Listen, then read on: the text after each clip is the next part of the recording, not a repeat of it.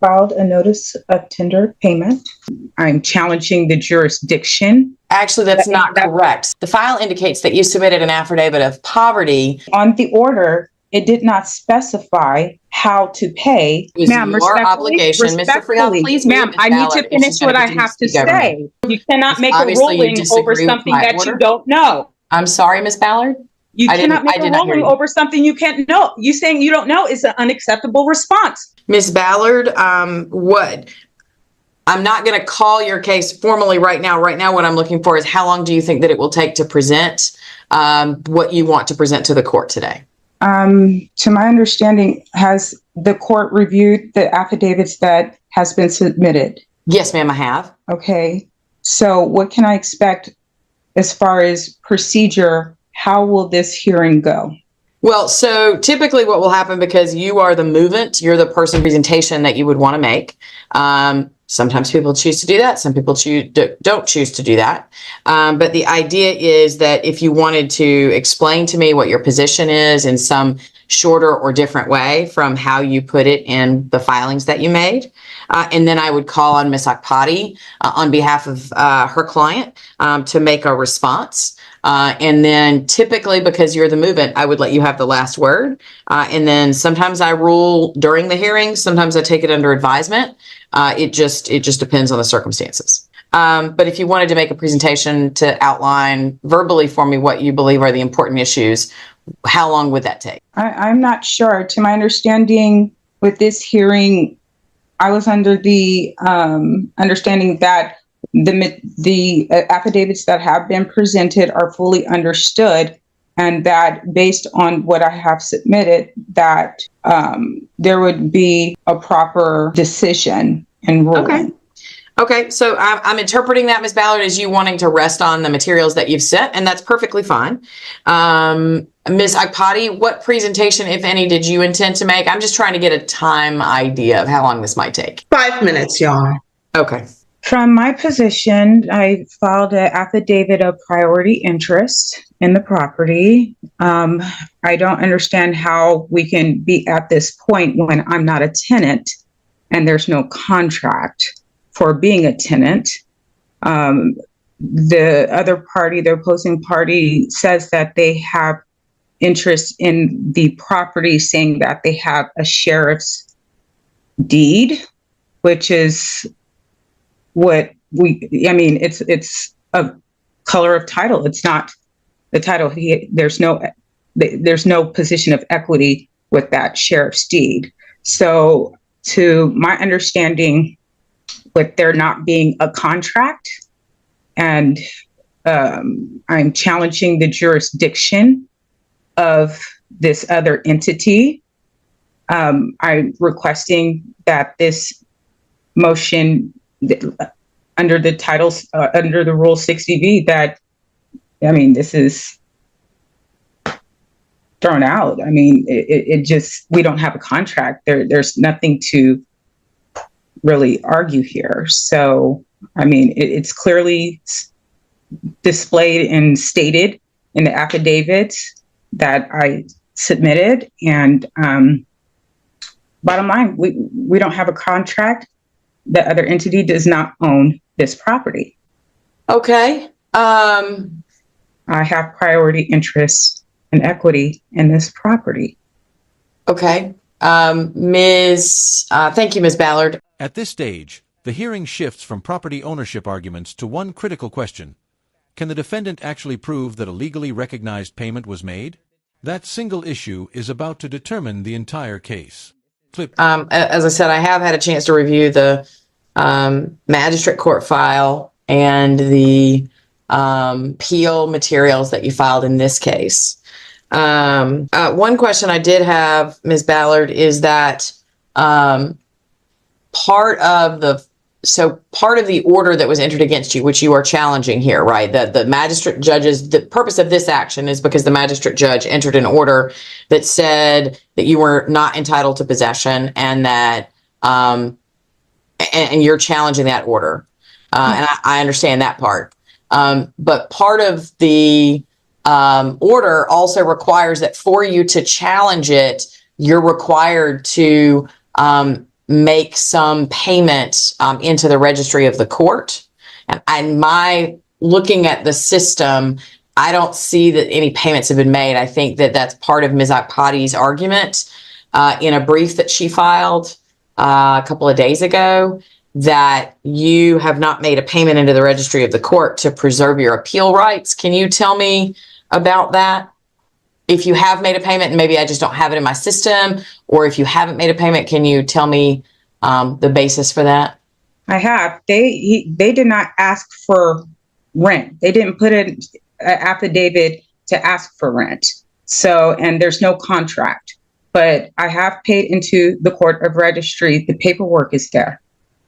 Can you tell me how much you paid into the court registry? All of it. It's on a continuous basis until this matter is resolved. The last month and the remaining balance, everything is in compliance with the order from Magistrate Judge Brooks. Ms. Akpati?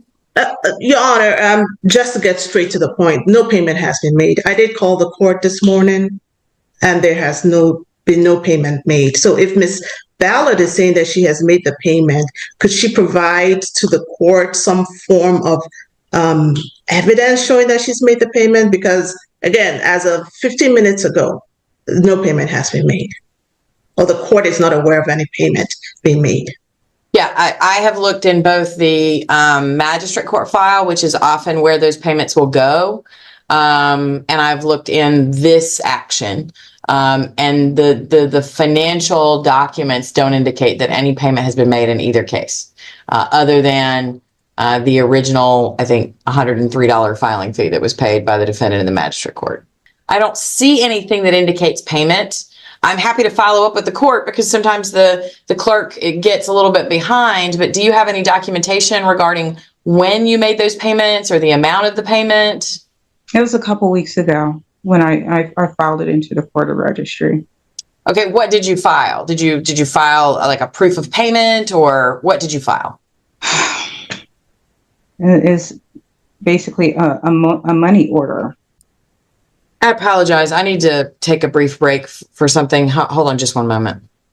Okay, Ms. Akpati and Ms. Ballard, I apologize for that brief interruption.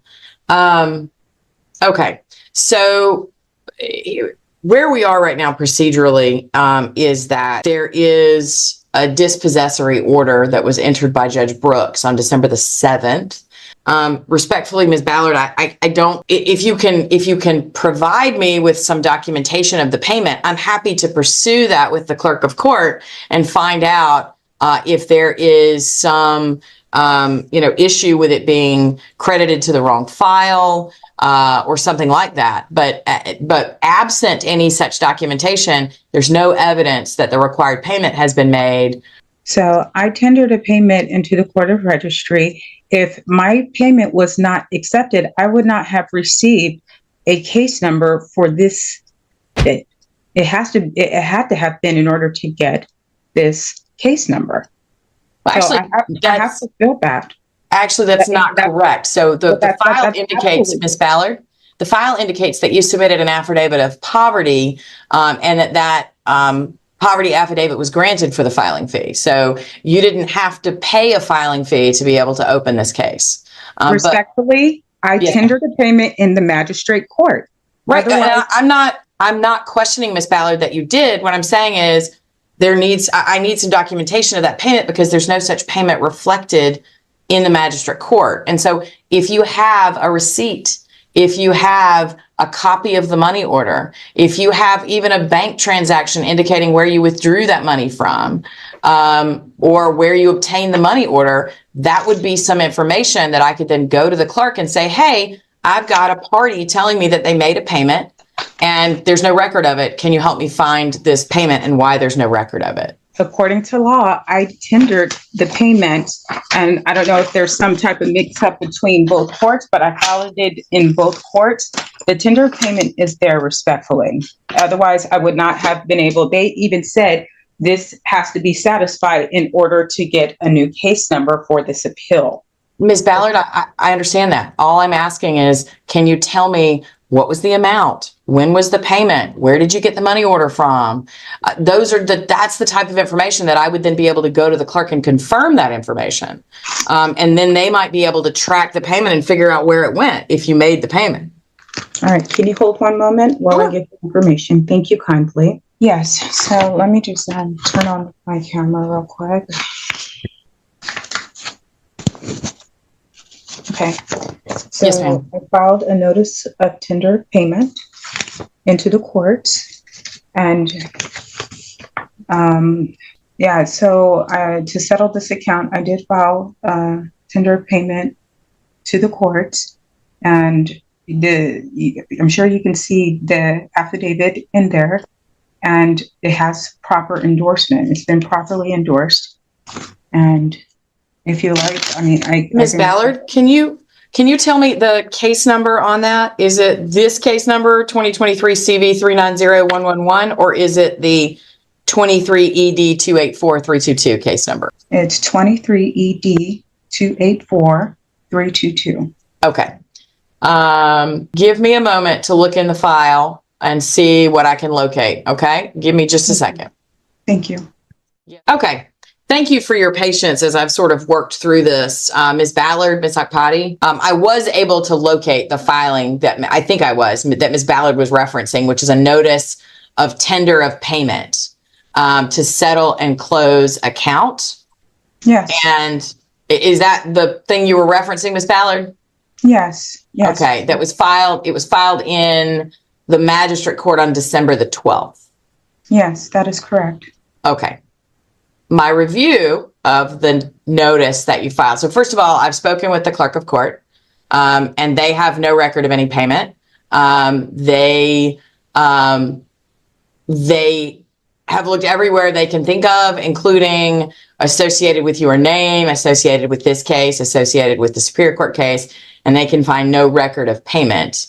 But more importantly, Ms. Ballard, my review of your filing seems to indicate that you are rejecting the acknowledgement that there is that money would be any like it doesn't appear that you actually submitted legal tender of any sort to pay or satisfy this. You instead submitted some sort of signed, some sort of authorized representative document, but no money order, no check, which I don't think they take, no cash, no certified check, anything like that. Is that an accurate statement? Am I correctly understanding what you filed, Ms. Ballard? I filed a tender payment, and it didn't, I mean, the law says that I can tender a payment. It never stated how to pay it. So, I mean, I fulfilled the contract based on the order. I mean, Ms. Akpati, other than the motion that you filed regarding the lack of payment and your statements here that there has not been a payment, what is your position on behalf of your client on this matter? My position is that this matter should be dismissed. Ms. Ballard has to comply with the order of the court before filing this appeal. And so I have reviewed what you filed now that I understand what I was supposed to be looking at. And, due respect, ma'am, but it is not filing a paper that says I hereby tender payment that is not actually accompanied by a payment recognizable in legal acceptable tender in the United States.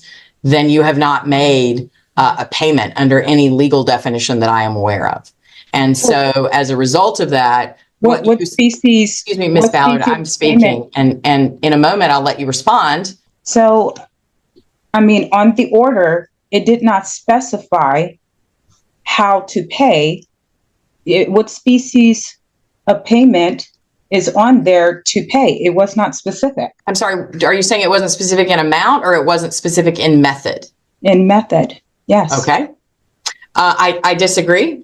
This is a standard order, and the vast majority of everyone I've ever dealt with that deals with these orders understands that when it says tenant must, in capital letters, make the following payments into the court registry by the time specified, everyone understands that I've typically dealt with that means money that is recognizable as legal tender in the United States, which would either be cash or a money order or a certified check. And in the absence of those things being paid, then the court wouldn't have any choice but to dismiss the appeal. And so I gave you a bill of exchange, which is the same thing. I'm sorry, ma'am? I gave you a bill of exchange, which is the same thing. No, ma'am, it's not. A bill of exchange is not recognized as legal tender in the United States, and therefore it would not satisfy the requirement that tenant must make the following payment into the court registry. Will you be so kind to confirm under what law? For that reason, I am dismissing case number. I mean, ma'am, I object.